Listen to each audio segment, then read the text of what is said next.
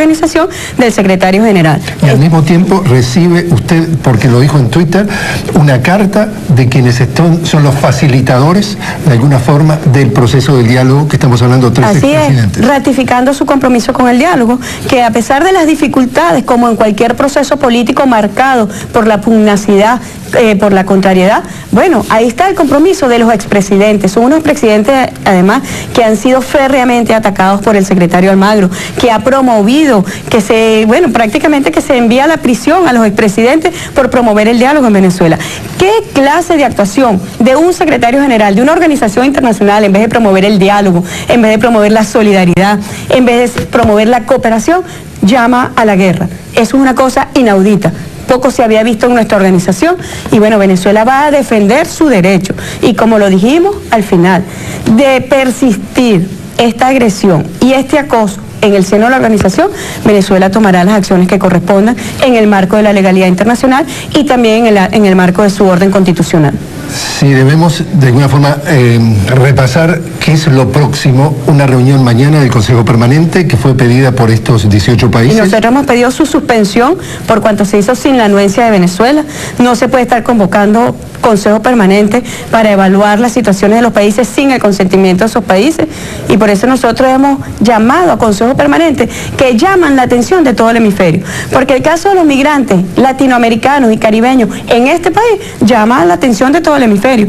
El caso de la solidaridad, cómo nosotros como pueblo nos relacionamos con solidaridad hacia el pueblo peruano, bueno, debe llamar a la atención de todos los pueblos, no solamente lo que competa a un grupo de países que por ser oponentes políticos o ideológicos de Venezuela, que quieran sustituir su modelo de desarrollo por el modelo neoliberal que, como tú bien has visto, ha pretendido promoverse en la región, y ya vemos lo que está ocurriendo en Argentina, lo que está ocurriendo en Brasil, lo que está ocurriendo en el Paraguay. Son situaciones donde, bueno, ya los pueblos están en la calle reclamando el retroceso en sus derechos económicos y sociales, en sus prebendas, en sus conquistas laborales, en sus conquistas sociales, en sus conquistas económicas y en sus conquistas culturales.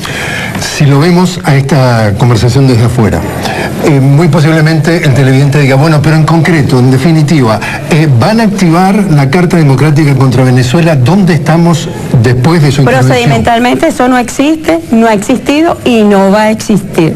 Eso es una verdad que hay que decirla y que hay que aclararla. Nunca se ha activado la Carta Democrática contra Venezuela.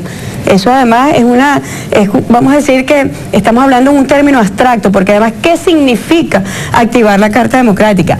¿Quién puede activar la Carta Democrática? La Carta Democrática la activan los gobiernos cuando se irrumpe el orden, hay una alteración del orden constitucional y el gobierno se ve afectado. Bueno, en el caso de los golpes de Estado, el gobierno concernido, el legítimo, el propio gobierno, no un señor desbocado, descarrilado, que nosotros hemos dado más que suficiente prueba de su actuación parcializada a favor de la oposición de un país. Él ha dicho públicamente que él trabaja para el gobierno, para los gobiernos y para las oposiciones. Eso no es lo que dicen las normas de la organización.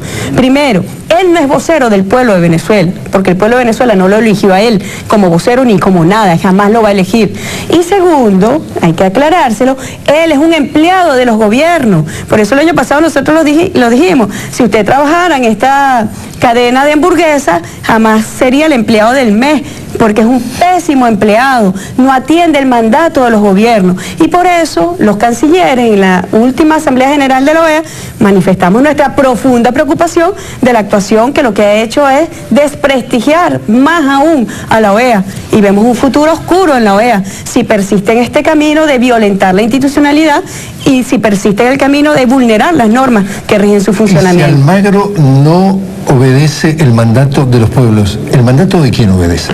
Él tiene que obedecer lo que le digan los gobiernos de los Estados miembros. ¿Qué está haciendo? Pero él ha dicho que él es vocero del pueblo de Venezuela. ¿Y quién lo eligió? ¿El vocero del pueblo de Venezuela? Nadie. Nadie lo ha elegido ni lo va a elegir. El pueblo de Venezuela, para que sepa, Jorge, tú tienes que ir por las calles para que veas cómo repudian al señor Almagro. Lo consideran un agresor a nuestro país, lo consideran un agresor a nuestro pueblo, porque es permanente. Almagro trabaja para la facción oligárquica de Venezuela, que es distinto. Él es vocero de las oligarquías venezolanas, él es vocero de la ultraderecha venezolana, como demostramos. Más del 50% de los encuentros, las reuniones, de las declaraciones de Almagro van dirigidas a dar apoyo internacional a la facción ultraderechista venezolana. Donald Trump hasta ahora no había dicho una declaración formal. Dijo, estoy preocupado, están pasando cosas malas o que no son de mi agrado con Venezuela. Tiene allí la mira ya programada por gente que lo fue a ver y que representan definitivamente la derecha. ¿Cómo ve usted la posible relación de Trump con Venezuela luego de ese comentario? Mira, el presidente Maduro ha sido muy claro, se lo ha dicho públicamente. Presidente Trump, no cometa los errores que marcaron la década de Bush, que marcaron la década de Obama contra Venezuela. Todas las acciones para derrocar a la revolución bolivariana, para derrocar a sus gobiernos constitucionales, nos llevaron al fracaso. Y el presidente Maduro ha dicho, nosotros queremos relaciones, ir hacia una normalización hacia las relaciones, basada en el respeto, que es lo que corresponde. Hay igualdad jurídica y hay igualdad soberana de los estados. Ningún estado es superior ni inferior a otro, todos los estados somos iguales. Y eso es lo que ha dicho el presidente Maduro. Nosotros queremos relaciones de respeto con los Estados Unidos, en el marco del derecho internacional, a través de los mecanismos diplomáticos y políticos que correspondan, a través de la promoción del encuentro entre los pueblos en distintas actividades comerciales, financieras, culturales, energéticas, muchas áreas de cooperación. Sin embargo, sabemos, como lo dijimos allí, que Venezuela se ha convertido en una pieza de negociación, tanto en la política doméstica de los Estados Unidos, porque ha entrado una especie de chantaje de las decisiones importantes que debe tomar la nueva administración, es chantajeada por los sectores extremistas del Congreso estadounidense, que es financiado por la ultraderecha y las oligarquías venezolanas. Y por otro lado, es pieza de negociación también por los gobiernos de la derecha de nuestra región, que tuvieron un apoyo público y franco a la candidata que perdió las elecciones, a la señora Clinton, y los gobiernos en este momento están ofreciéndole a Trump en garantía de su desempeño futuro, le están ofreciendo a cambio a Venezuela. Se ha convertido entonces Venezuela, de verdad, está en el centro de la política doméstica e internacional de los Estados Unidos. Vimos, por ejemplo, que en el caso, hemos podido saber que en el caso de México, en el caso de los países del norte, fundamentalmente México y Canadá, fueron quienes han estado de alguna forma tratando de generar estos 18 países y montar todo esto. Perú vino acá precisamente a pocos metros de donde estamos, acá en la Casa Blanca, y habló con Donald Trump, el primer presidente latinoamericano, y decía que había que activar la Carta Democrática. ¿Cuál es la fidelidad, digamos, de hermandad de nuestra región cuando nuestros propios hermanos están tratando de lanzarse contra un país que es... Están promoviendo la ruptura de dos bloques en nuestro hemisferio. Dos visiones. Dos visiones, y son los modelos contrapuestos.